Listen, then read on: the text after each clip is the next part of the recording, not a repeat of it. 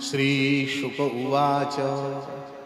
18 श्लोकों में सुखदेव जी ने नंदोत्सव का वर्णन किया है।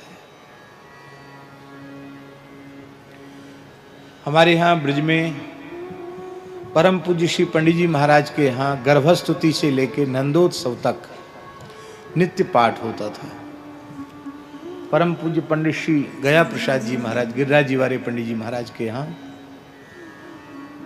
गर्भस्तुति जो सिद्ध दशम स्कंद में है, वहाँ से लेकर नंदोत्सव तक पंचम अध्याय तक प्रतिदिन पाठ होता था।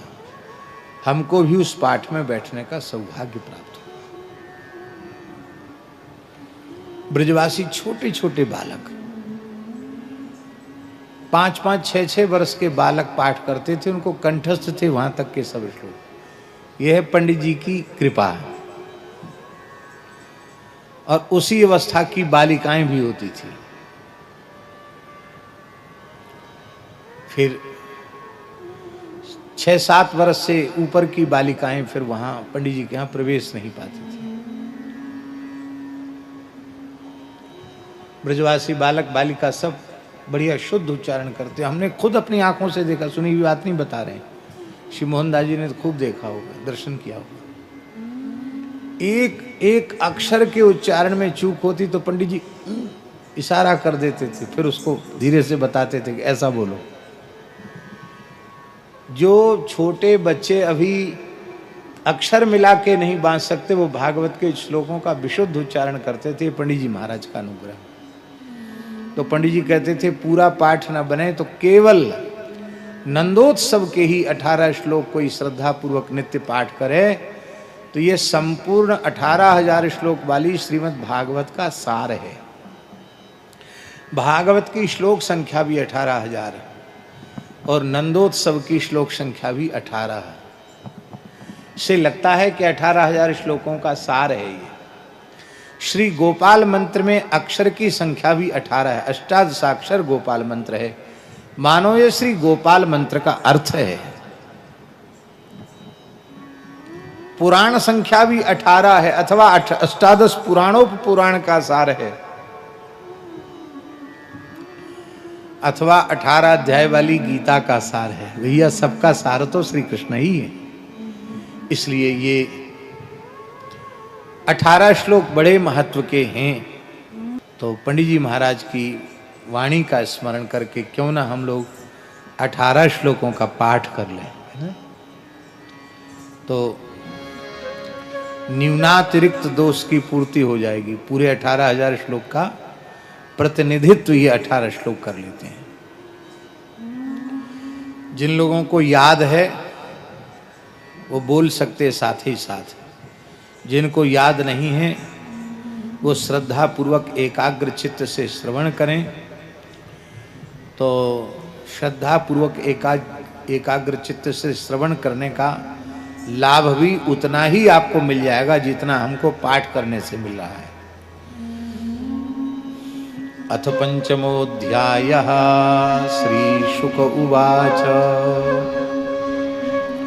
नंदस्त्वात्मज उत्पन्ने जातालादो महामना आहूय विप्रान् वेदज्ञान स्नातः सुचिरलंकृता वाचयित्वा स्वस्त्ययनं जातकर्मात्मजस्य वै कारयामास विधिवत् पितृदेवाचनं तथा तेनूनाम्न्यूयते प्रायात् विप्रेभ्यः समलंकृते तिलाद्रीन्द्र सप्तरत्नौघ शातकौम्भाम्बरावृता कालेन स्नान शौचाभ्यां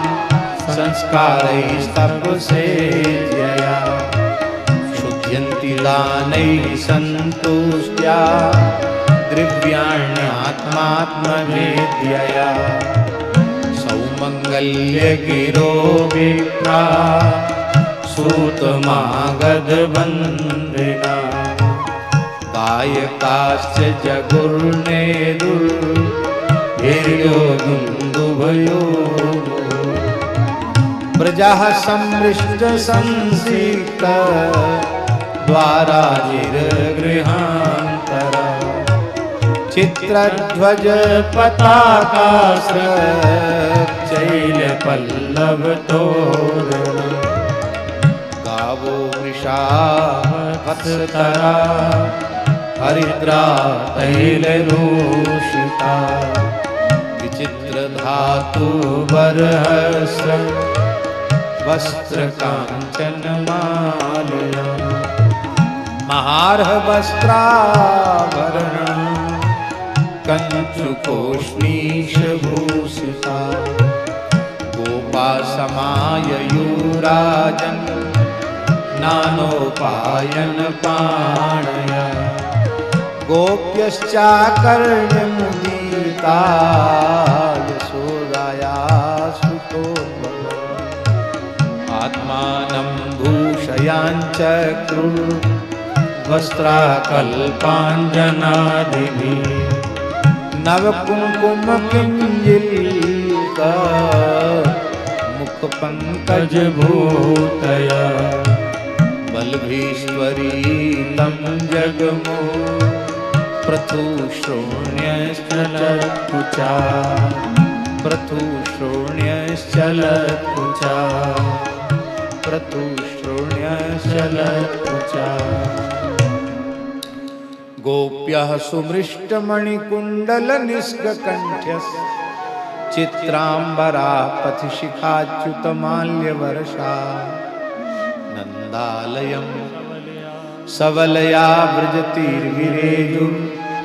व्यालोलकुण्डलपयोधरारशोभा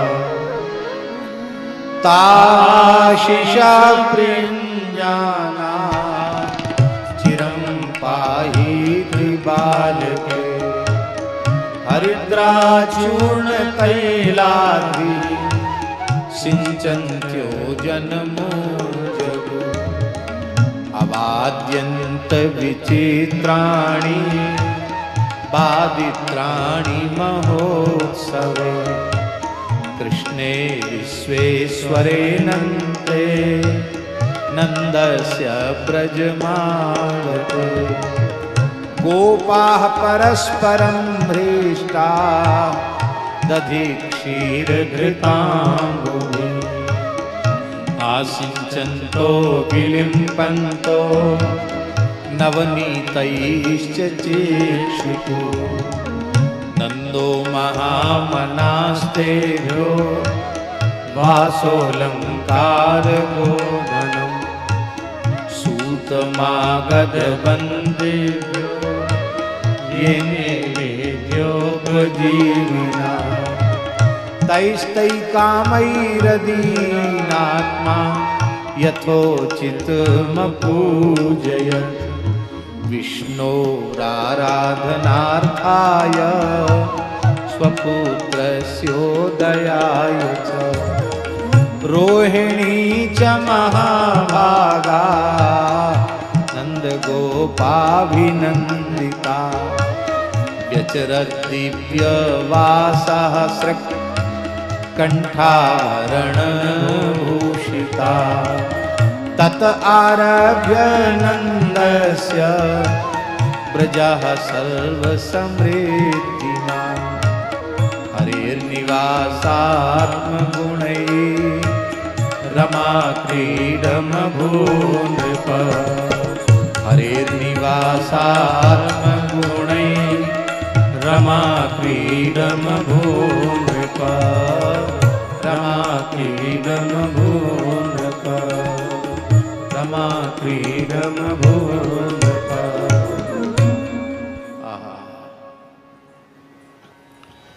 जब से नंदगृह में भगवान बालकृष्ण प्रभु ने अवतार लिया है तब से ब्रज समस्त प्रकार की समृद्धियों से युक्त हो गया। भगवान के स्वाभाविक दिव्य गुणों के कारण ऐसा लगता है मानो ब्रजमंडल लक्ष्मी जी की क्रीड़ा स्थली बन गया हो, कण कण में लक्ष्मी का विलास हो रहा हो। यह अर्थ तो है ही।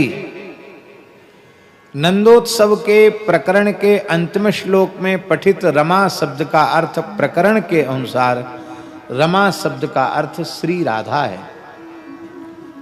इसलिए रमा क्रीड बभू नृप कह करके श्री सुखदेव जी ने श्री राधा जन्मोत्सव का भी संकेत 18वें श्लोक में कर दिया है। हर हर महादेव सभी भक्तों को आप सबका अपने यूट्यूब चैनल राधिका चैनल में स्वागत है। हम लोग कुछ राजेंद्र दास जी महाराज जी के श्रीमत से बहुत ही अद्भुत प्रसंग का श्रवण किया। हमने महाराज जी ने हमें बताया कि नंद उत्सव के जो 18 श्लोक हैं उनका अगर हम सिर्फ उन्हीं श्लोकों का पाठ करते हैं तो हमें पूरी भागवत के पाठ का फल प्राप्त हो जाता है। भागवत में भी 18,000 श्लोक है और नंद उत्सव में 18 श्लोक है और नंद उत्सव के 18 श्लोक करने से सभी मनोकामनाएं पूर्ण होती हैं। आपको ये वीडियो अच्छा लगा हो प्लीज़ मेरे वीडियो को लाइक और कमेंट जरूर करें और ऐसे वीडियो देखने के लिए चैनल को सब्सक्राइब करें। हर हर महादेव। धन्यवाद।